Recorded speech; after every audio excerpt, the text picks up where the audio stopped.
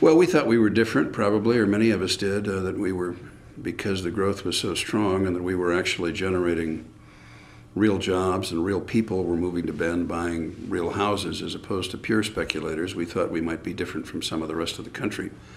The places like Phoenix and Las Vegas and Miami and parts of Southern California. It turns out we really weren't that different. And we also, because of all of the problems that are national, whether it's subprime lending, lax lending standards, all of that, we significantly overbuilt in the 2002 to 2005 or 6 period. And prices went up dramatically, and people always assumed that house prices would always rise. And we ended up overbuilding more than a lot of others did, particularly in the Northwest, so it's going to take us a little while to work through the excess.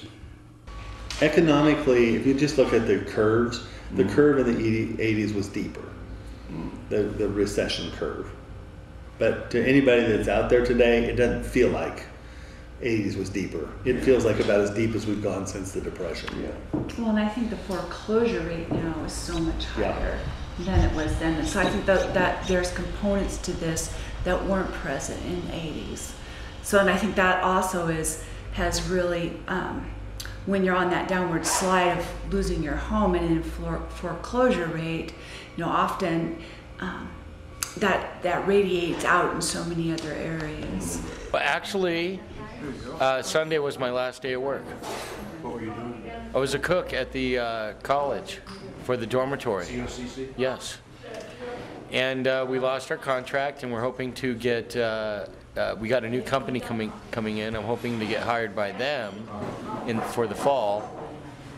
And in the meantime, I got the summer. That's what, trying to figure it out. Michigan's #1 for unemployment, and Oregon's #2. People have been looking for work for 6 or 8 or 10 months and just not really sure what else they can do to land a job. The employment department's been working really hard. We have a large job seeker resource fair going on this week. Oh, okay.